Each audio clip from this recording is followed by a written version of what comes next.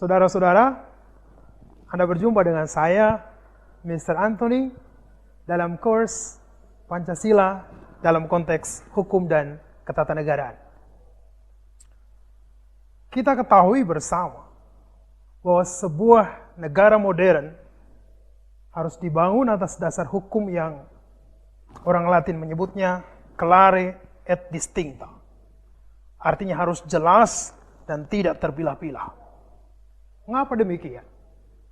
Bangunan yang disebut negara itu perlu memiliki bentuk, perlu sistem, perlu tujuan, dan secara epistemologis membutuhkan cara untuk mencapai tujuan tersebut.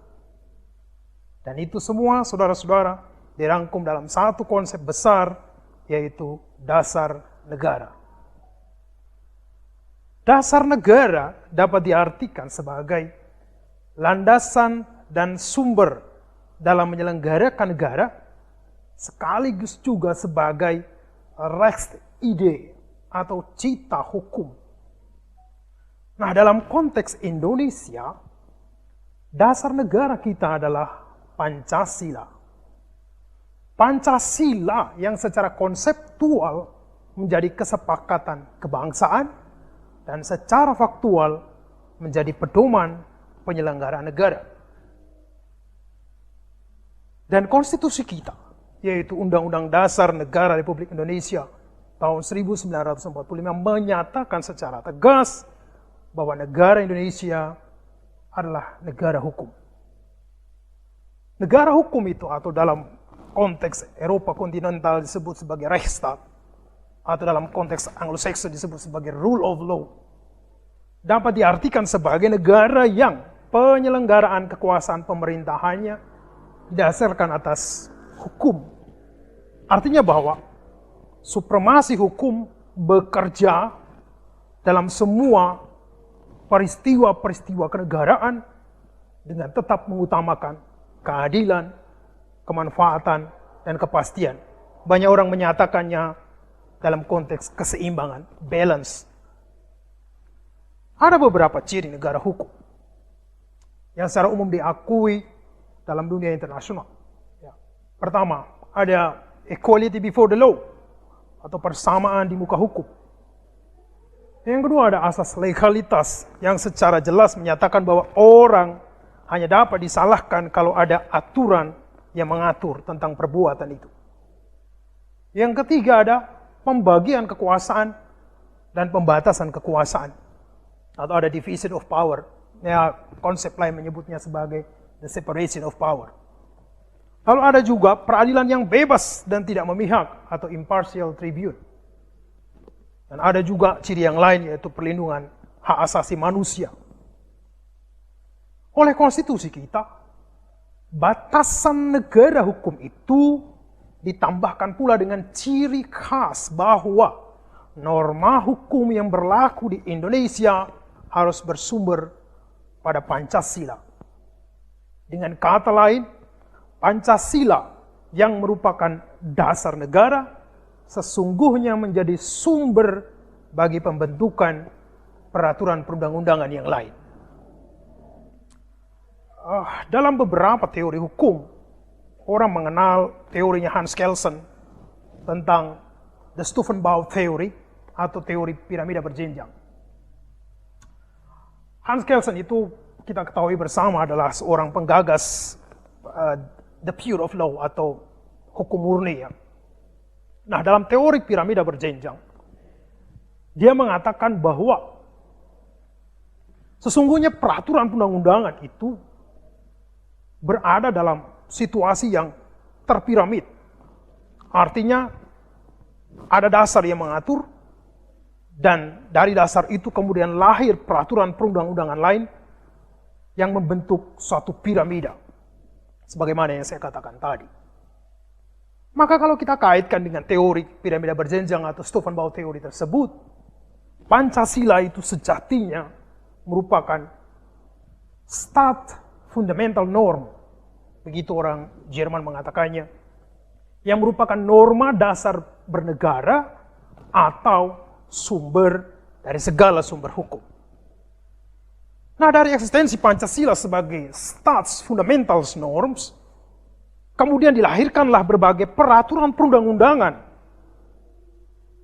Di bawah dari Staats Fundamental Norms adalah Staatsgrundgesetze, yang merupakan hukum dasar yang apabila dituangkan dalam dokumen negara menjadi konstitusi, atau bahasa Jermannya Verfassung.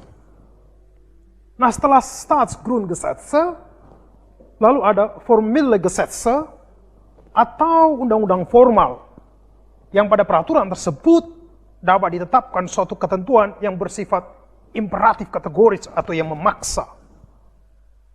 Dan di bawah dari Formelle Gesetze ada Verordnung en autonome Satzungen, yaitu aturan-aturan pelaksanaan dan peraturan-peraturan otonom yang lain. Nah, kalau teori tersebut dikaitkan dengan konteks hukum kita, maka pasal 7 Undang-Undang nomor 12 tahun 2011 tentang pembentukan peraturan perundang-undangan menyebutkan jenis hierarki perundang-undangan kita, yaitu Undang-Undang Dasar Negara Republik Indonesia tahun 1945, diikuti di bawahnya ketetapan MPR, kemudian di bawahnya undang-undang atau peraturan pemerintah pengganti undang-undang, kemudian diikuti dengan peraturan pemerintah, lalu peraturan presiden, dan diikuti dengan perda provinsi, dan kemudian perda kabupaten atau kota. Tentu saja, ya, sintesis dasar ya, bahwa di atas semua tadi, Pancasila lah yang menjadi sumbernya. Dan pasal 2 dari undang-undang yang saya katakan tadi, yaitu Undang-Undang nomor 12 tahun 2011, menyatakan secara tegas bahwa Pancasila merupakan sumber dari segala sumber hukum negara. Maka kalau kita sepakat bahwa Pancasila itu adalah sumber dari segala sumber hukum, termasuk norma-norma di Indonesia, maka nilai-nilai Pancasila atau pokok-pokok pikiran Pancasila harus dijabarkan dan diturunkan dalam tata peraturan penyelenggaraan negara. Apa saja pokok pikiran tersebut? Para bapak bangsa, ya, the founding fathers atau kaum feminis selalu menambahkan dengan the founding mothers. So we have to say the founding parents, ya. Orang tua bangsa kita selalu mengatakan bahwa ada beberapa pokok pikiran besar dalam Pancasila. Yang pertama adalah pokok pikiran persatuan. Dalam pokok pikiran ini ditegaskan bahwa negara sesungguhnya melindungi segenap bangsa Indonesia dan mengatasi segala paham golongan dan perorangan. Di sini terbersit etika utilitarian yang dulu dibahas secara luar biasa oleh Jeremy Bentham. Ya. Nah, kita orang Indonesia oleh nilai persatuan, kita sering terusik. Ya. Di Indonesia itu, kalau mau mencari musuh, kalau mau memecah belah persatuan, cukup saja diusik agamanya, atau cukup saja diusik sukunya, maka berkelahi kita. Saya secara tegas mengatakan itulah keprihatinan saya terbesar bahwa persatuan kita sekarang di ambang batas kehancuran. Pokok pikiran kedua adalah keadilan sosial. Keadilan sosial merupakan cita-cita dan tujuan akhir bangsa atau sebagai causa finale. Kalau kita bicara dalam konteks Eropa, keadilan itu adalah fairness. John Rawls selalu mengatakan justice as a fairness. Pokok pikiran yang ketiga adalah kedaulatan rakyat. Kedaulatan rakyat merupakan ciri dari negara yang berdemos dan berkratos, yaitu negara demokrasi. Itulah sebabnya sebagai contoh, kita menyelenggarakan suksesi pemerintahan dalam pemilu yang demokratis. Tapi saudara-saudara, kecelakaan terbesar kita terkait dengan kedaulatan rakyat adalah kita terlalu cepat menggunakan istilah-istilah anarkis untuk mendiskreditkan lawan politik, untuk mendiskreditkan yang minoritas. Dan bagi saya ini juga salah satu hal yang mengancam keberlangsungan kehidupan berbangsa dan bernegara kita. Pokok pikiran keempat yaitu kemanusiaan. Kemanusiaan ini adalah kemanusiaan yang universal. yaitu kemanusiaan yang mewajibkan kita untuk memelihara budi pekerti yang luhur dan memegang teguh cita-cita moral rakyat yang luhur. Maka dalam konteks Indonesia, kalau kita mau menolong orang lain, kita tidak boleh dibatasi oleh suku, agama, atau apapun juga. Karena dasar dari hidup bersama adalah humanity, kemanusiaan. Because no man is an island. Di atas segalanya, saudara-saudara, dasar ketuhanan yang Maha Esa memberikan semacam renungan teologis sekaligus semacam filosofis ke Grondslag bahwa negara kita merupakan religious nation state. Itu hanya berkarakter di Indonesia saja. Jadi kemanusiaan, persatuan, kedaulatan, dan keadilan tidak punya makna bila tidak didasari oleh ketuhanan yang maha dahsyat, ketuhanan yang Maha Esa itu. Nah, semua nilai tersebut harus dijabarkan dalam peraturan perundang-undangan kita. Terutama terkait hubungan antara negara dan penduduk, dan juga terkait desain pemerintahan kita. Berkaitan dengan hubungan antara negara dan penduduk, maka konstitusi kita pada batang tubuh pasal 26 sampai pasal 34 sebagai aturan pertama yang didasari oleh Pancasila sudah menjelaskannya secara holistik. Selanjutnya berkaitan dengan desain ketatanegaraan kita.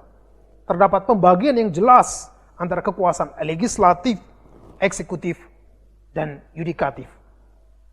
Ada presiden sebagai kepala negara dan kepala pemerintahan yang dibantu oleh menteri-menteri. Ada DPR sebagai representasi kerakyatan yang memegang fungsi legislasi, budgeting, dan pengawasan. Juga ada DPD sebagai perwakilan dari daerah. Ada juga Mahkamah Agung sebagai pemegang kekuasaan yudikatif dan Mahkamah Konstitusi sebagai pengawal konstitusi yang kemudian diawasi oleh KY. Tentu KY atau Komisi Yudisial ini adalah pengawas kekuasaan yudikatif, dan ada BPK sebagai pemeriksa tanggung jawab keuangan negara. Saudara-saudara, memang tidak dapat kita pungkiri bahwa dalam desain ketatanegaraan tersebut dapat terjadi gesekan kelembagaan maupun personal dalam kelembagaan tertentu. Saya ulangi lagi, dalam desain ketatanegaraan tersebut dapat saja terjadi gesekan kelembagaan maupun personal dalam kelembagaan. Bisa saja DPR dan Presiden saling talik ulur terkait suatu pembuatan undang-undang. Bisa saja undang-undang yang dikeluarkan oleh DPR kemudian dibatalkan oleh Perpu dari Presiden. Bisa saja terjadi seperti itu. Bisa juga terjadi gesekan personal antara DPR dengan kepolisian. Semua bisa terjadi dalam negara yang mengklaim diri sebagai negara demokrasi. Namun sebagai closing statement dari KOS, saya ini ya saudara-saudara, bila nilai Pancasila sebagai dasar negara, sumber dari segala sumber hukum, Rex Ide, dihayati sebagai bagian teragung dari budi dan daya bangsa, maka secara niscaya keadilan sosial sebagai causa finale dapat tercapai. Terima kasih. Kita akan berjumpa dalam course selanjutnya.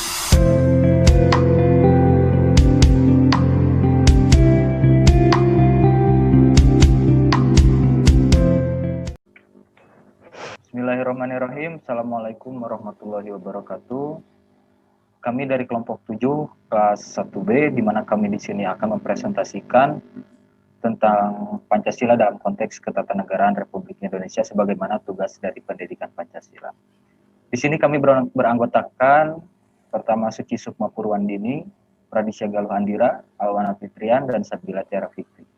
Dan untuk materi pertama akan dijelaskan oleh Pradisya.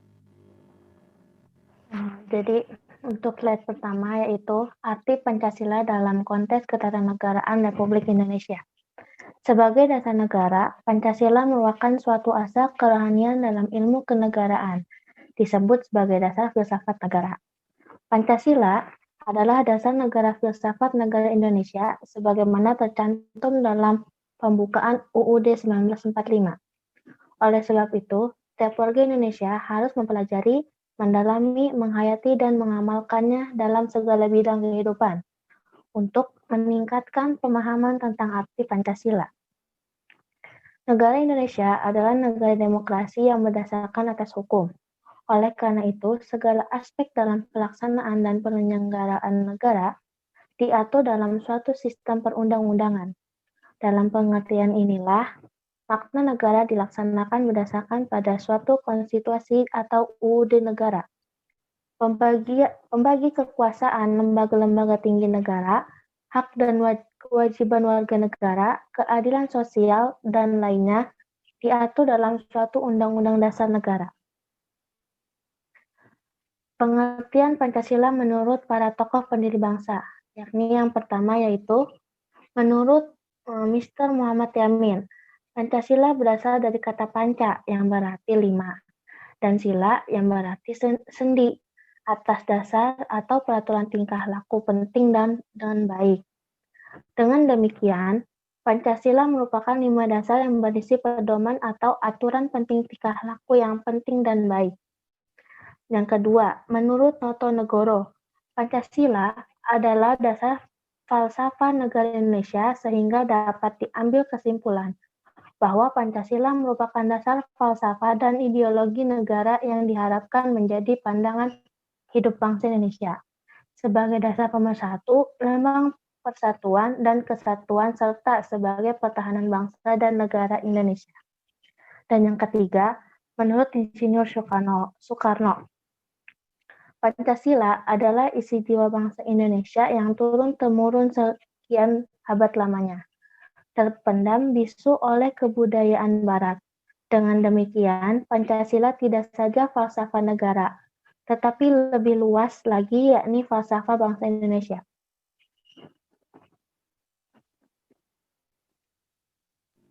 Untuk pemateri selanjutnya,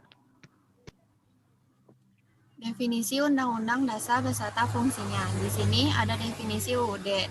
Definisi UUD itu adalah dapat diartikan sebagai peraturan yang mengatur suatu negara, baik yang tertulis ataupun yang tidak tertulis. Undang-Undang Dasar adalah kumpulan aturan-aturan mengenai hal-hal mendasar atau pokok ketatanegaraan suatu negara dengan sifat kekal dan luhur. Sedangkan untuk mengubah undang-undang lebih berat dibandingkan dengan pembuatan atau perubahan peraturan perundang-undangan. Nah, fungsi UUD 1945 ini adalah konstitusional. Pada umumnya, fungsi Undang-Undang 1945 dapat disebutkan antara lain membatasi kekuasaan pengguna agar tidak bertindak sewenang-wenang untuk melindungi hak asasi manusia dan sebagai pedoman dalam penyelenggaraan pemerintah agar berjalan dengan tertib dan lancar. Kedudukan Pancasila dalam Ketatanegaraan Republik Indonesia. Kedudukan Undang-Undang Dasar mempunyai peranan penting, yaitu seperti Pancasila sebagai dasar negara. Pancasila ideologi bangsa Indonesia, Pancasila sebagai kepribadian bangsa Indonesia. Setiap alinea yang terdapat dalam UUD 1945 mengandung arti nilai luhur yang menjiwai seluruh materi dalam Undang-Undang Dasar. Alinea pertama menjelaskan bahwa kemerdekaan adalah hak segala bangsa, sehingga semua bentuk penjajahan di atas dunia harus dihapuskan karena tidak sesuai dengan peri kemanusiaan dan peri keadilan. Alinea kedua menjelaskan tentang perjuangan panjang bangsa Indonesia untuk mencapai Indonesia yang merdeka, bersatu, berdaulat, adil, dan makmur. Di alinea ketiga menunjukkan pengakuan bangsa Indonesia akan kekuasaan Tuhan yang telah memberikan kekuatan kepada bangsa Indonesia sehingga dapat merdeka. Alinea keempat menggambarkan bangsa Indonesia untuk membangun sistem kenegaraan yang diselenggarakan untuk mewujudkan negara yang merdeka, bersatu, berdaulat, adil, dan makmur. Pembukaan Undang-Undang Dasar 1945 dalam konteks ketatanegaraan Republik Indonesia memiliki kedudukan yang sangat penting karena merupakan standamentanum kaidah negara fundamental dan berada pada hierarki tertib hukum tertinggi di negara Indonesia.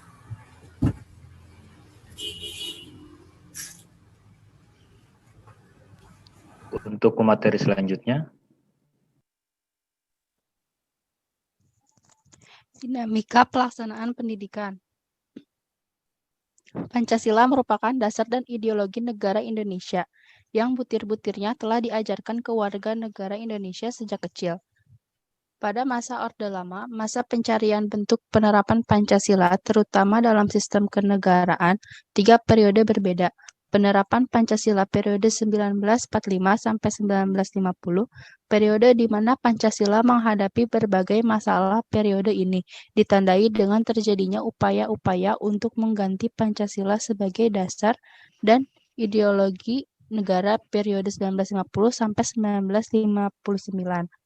Periode ketika penerapan Pancasila lebih diarahkan pada ideologi liberalisme, kebebasan tanpa batasan, yang tidak menjamin stabilitas pemerintahan. Pada periode 1959 sampai 1966, periode yang dikenal dengan periode demokrasi terpimpin atau demokrasi yang berada pada kekuasaan pribadi Presiden Soekarno, yaitu terjadi penyimpangan penafsiran terhadap Pancasila dalam konstitusi Pers Soekarno menjadi otoriter diangkat menjadi presiden seumur hidup.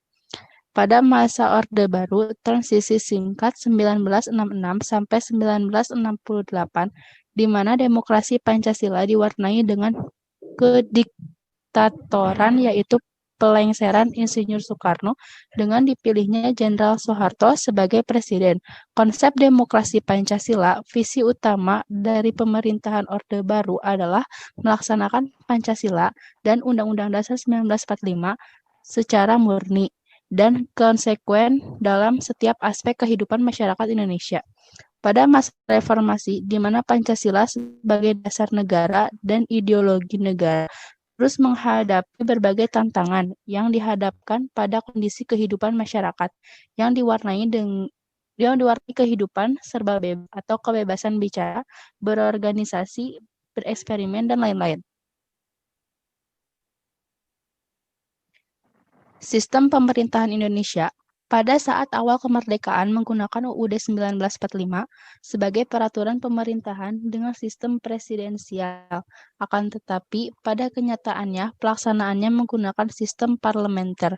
Setelah 1945, di amandemen sistem yang dianut pemerintahan Indonesia mengarah presidensial. Pada sistem pemerintahan ini, presiden tidak lagi dipilih, diangkat dan diberhentikan oleh lembaga tertinggi negara, yaitu Majelis Permusyawaratan Rakyat atau MPR. Akan tetapi, presiden langsung dipilih oleh rakyat dan MPR hanya melantik. Jika presiden dinyatakan melanggar UUD atau melakukan perbuatan yang tercela, maka tugas MPR hanya menetapkan saja, tidak memutuskan. Yang memutuskan ialah Mahkamah Konstitusi atau MK. Sebagai kepala negara, tugas presiden tercantum dalam beberapa pasal UUD 1945. Dalam sistem ini, presiden mempunyai kekuasaan. Presiden harus memperhatikan pertimbangan dari beberapa pihak, diantaranya DPR dan Mahkamah Agung. Baik, di sini ada kelembagaan negara menurut Undang-Undang Dasar 1945. Di mana terdapat beberapa kelembagaan menurut Undang-Undang Dasar 1945 sebagai berikut. Yang pertama ada Majelis Permusyawaratan Rakyat atau bisa disingkat sebagai MPR, yaitu tugas dan wewenang MPR secara konstitusional diatur dalam pasal 3 Undang-Undang Dasar 1945 yang sebelum maupun setelah perubahan salah satunya mempunyai tugas mengubah dan menetapkan Undang-Undang Dasar sebagai hukum negara yang mengatur hal-hal penting dan mendasar. Dan yang kedua ada presiden, di mana yang kita ketahui presiden dan seorang yang memiliki jabatan tertinggi di suatu negara yang bertugas untuk mengatur dan melakukan perencanaan untuk membangun suatu negara. Dan yang ketiga ada Dewan Perwakilan Rakyat atau bisa kita singkat sebagai DPR, di mana tugasnya ialah menyusun program legislasi nasional atau prolegnas, menyusun dan membahas rancangan undang-undang atau RUU, menerima RUU yang diajukan oleh DPD terkait otonomi daerah, hubungan pusat dan daerah, pembentukan, pemekaran dan penggabungan daerah, pengelolaan sumber daya alam, sumber daya ekonomi lainnya, serta perimbangan keuangan pusat dan daerah. Dan setelah itu ada Dewan Perwakilan Daerah atau DPD. Pasal 22D Undang-Undang Dasar 1945 telah menyebutkan kewenangan DPD di bidang legislasi, yakni pengajuan RUU tertentu, ikut membahas bersama DPR dan pemerintah terhadap penyusunan RUU tertentu, pemberian pandangan dan pendapat terhadap RUU tertentu, pemberian pertimbangan terhadap RUU tentang APBN, dan RUU yang berkaitan dengan pajak dan lain-lain. Dan di sini ada Komisi Pemilihan Umum, di mana tugas dan kewenangan KPU ini yaitu menjabarkan program dan melaksanakan anggaran, melaksanakan semua tahapan penyelenggaraan pemilu, serta peraturan perundang-undangan, mengordinasikan, menyelenggarakan, dan mengendalikan tahapan penyelenggaraan pemilu yang dilaksanakan oleh KPU. Itu baik di tingkat provinsi, kota, atau kabupaten. Nah, di sini tugas Bank Sentral atau Bank Indonesia membuat dan melaksanakan kebijakan moneter. Dilaksanakan untuk mengendalikan jumlah uang yang beredar di masyarakat sehingga harga barang dan jasa di masyarakat terkendali. Mengatur dan menjaga kelancaran sistem pembayaran, mengatur dan mengawasi perbankan. Yang ketujuh, itu ada tugas dari Badan Pengawas Keuangan atau BPK, lembaga tinggi negara dalam sistem ketatanegaraan Indonesia yang memiliki wewenang memeriksa pengelolaan dan tanggung jawab keuangan negara. Dan yang ke-8 ada Mahkamah Agung atau MA, di mana sebagai pengadilan tertinggi Mahkamah Agung merupakan pengadilan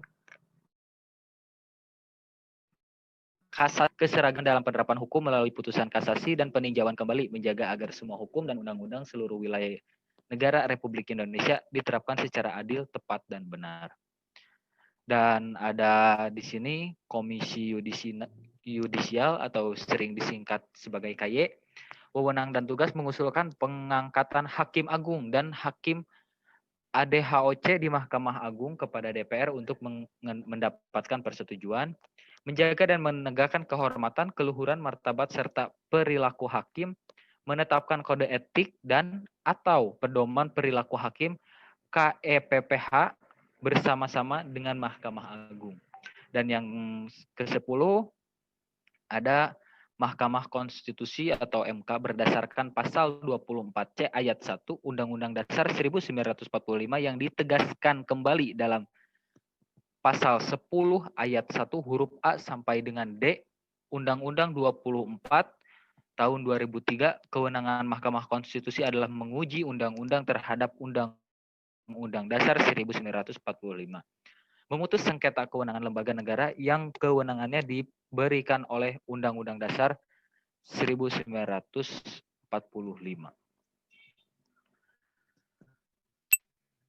Jadi kesimpulan dari kelompok kami ialah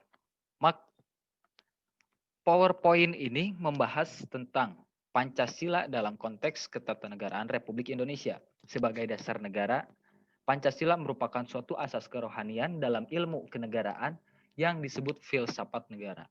Dalam kedudukan ini, Pancasila merupakan sumber nilai dan sumber norma dalam setiap aspek penyelenggaraan negara, termasuk sebagai sumber tertib hukum di negara Indonesia.